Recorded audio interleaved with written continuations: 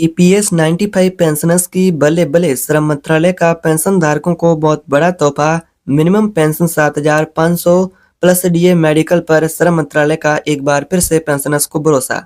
श्रम मंत्री ने दिया पेंशन धारकों को पेंशन बढ़ोतरी का आश्वासन। एनएससी का बड़ा ऐलान, पेंशनर्स के लिए फाइनली जवाब, पेंशन में होगी बढ़ोतरी।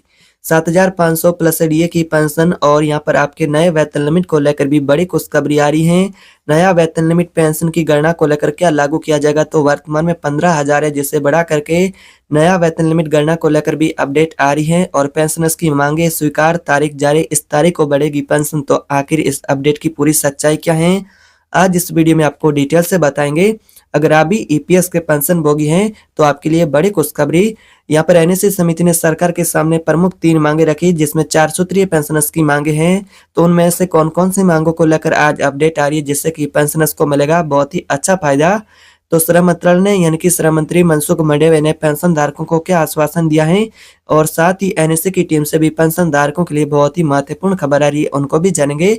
और वेतन लिमिट को लेकर जो महत्वपूर्ण अपडेट है पेंशनर्स के लिए, उनको भी जानेंगे। वीडियो पूरा ध्यान से देखें। ईपीएस पेंशनर्स की हुई बल्ले बल्ले, अब मिलेगी 7,500 पेंशन। श्रम मंत्री का एक बार फिर से पेंशनर्स को नया भरोसा। ईपीएस पेंशनर्स के लिए बड़ी खुशखबरी। ईपीएस 95 राष्ट्रीय संघर्ष समिति की मासिक बैठक कानपुर में हुई। पेंशनरों ने बताया कि श्रम मंत्री ने न्यूनतम पेंशन 7,500 प्लस डीए मेडिकल का आश्वासन देने का यहाँ पर पेंशनर्स को तोहफा दिया है। ईपीएस 95 राष्ट्रीय संघर्ष समिति की मासिक बैठक में आंदोलन जारी रखने पर भी रणनीति बनी है। रिटायरमेंट के बाद पेंशन भोगी और उसके जीवनसाथी को निःशुल्क मेडिकल सुविधा आदि की मांग भी पूरी होने की बात कही कानपुर प्रमुख संवाददाता ने। ऑल इंडिया ईपीएस 95 राष्ट्रीय संघर्ष समिति कानपुर मंडल की मासिक बैठक रविवार को रावतपुर बस स्टैंड में हुई थी। इसमें शामिल हुए पेंशनरों ने कहा है कि श्रम मंत्री ने 13 अक्टूबर को नई दिल्ली में 5 सदस्यीय प्रतिनिधिमंडल से बातचीत की।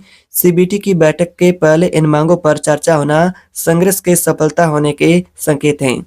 जल्दी न्यूनतम पेंशन 1,000 से बढ़ाकर 7,500 प्रतिमाह करने समेत पेंशनर्स की 4 सूत्रीय मांगे हैं, वो यहाँ पर जरूर मंजूर होगी।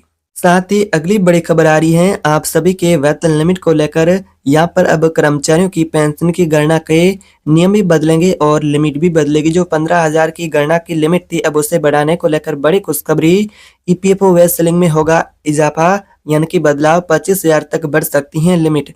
1 करोड़ कर्मचारी पेंशनर्स को होगा इसका सीधा ही फायदा। तो यहाँ पर कर्मचारी भविष्य निधि संगठन ईपीएफओ जल्दी कर्मचारी भविष्य निधि ईपीएफ और कर्मचारी पेंशन योजना में अनिवार्य सदस्यता की पेंशन गणना के लिमिट को बढ़ाया जा सकता है। यानी कि 15,000 की लिमिट को बढ़ाकर 25,000 प्रतिमाह करने पर विचार तेज हो चुका है।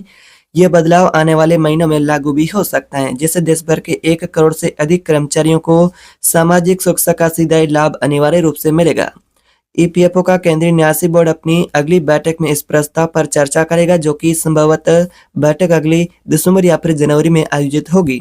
यह अंतिम मंजूरी भी दी जा सकती है। वर्तमान में 15,000 प्रतिमाह से अधिक मूल वेतन वाले कर्मचारियों के पास ईपीएफ और ईपीएस से बाहर निकलने का विकल्प होता है। नियोक्ता को ऐसे कर्मचारियों को इन योजना में शामिल करने का कोई कानून अधिकार नहीं है।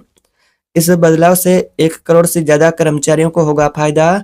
श्रम मंत्रालय के एक आंतरिक आकलन के अनुसार वेतन सीमा यहाँ पर बात करें तो वर्तमान में जो है इसे 10,000 की ये वर्दी यहाँ पर कहे तो करोड़ों लोगों के लिए एक सामाजिक सुरक्षा का लाभ अनिवार्य बना देगी। यानी कि जो वर्तमान में लिमिट है 15,000, जिससे बढ़ा करके 25,000 की जाती हैं, तो यानी कि 10,000 की वर्दी यहाँ पर करोड़ों कर्मचारियों के लिए बहुत ही महत्वपूर्ण साबित होगी। एक अधिकारी ने कहा है कि श्रमिक संघ लंबे समय से इस मांग को उठा रहे हैं, क्योंकि कई महानगरों में निम्न और मध्य जो यानी कि मध्यम कुशल श्रमिकों का मासिक यहाँ पर कहे तो पेंशन के लिए यहाँ पर बात करें तो उनका वेतन 15,000 इससे भी अधिक हो चुका है। नई सीमा उन्हें ईपीएफ की योजनाओं का हिस्सा बनाएगी। मौजूदा नियम क्या कहते हैं? वर्तमान नियमों के तहत नियोक्ता और कर्मचारी दोनों को यहाँ पर कर्मचारी के वेतन का 12% का योगदान करना अनिवार्य है। कर्मचारी का पूरा 12% ईपीएफ खाते में जाता है, जबकि नियोक्ता का 12% ईपीएफ में 3.7% और ईपीएस में 8.33% के बीच विभाजित होता है। अधिकारियों का कहना है कि वेतन सीमा बढ़ाने से ईपीएफ और ईपीएस कोष में तेजी से वृद्धि होगी। इससे रिटायरमेंट कर्मचारियों को मिलने वाला पेंशन भी बढ़ेगा और उसमें भी इजाफा होगा। ब्याज सहित यहाँ पर और भी उन्हें अच्छा फायदा होगा। फिलहाल ईपीएफओ का कुल कोष 26 लाख करोड़ है। इसमें सक्रिय सदस्यों की संख्या 7.6 करोड़ है। कैसे होगा आपको फायदा?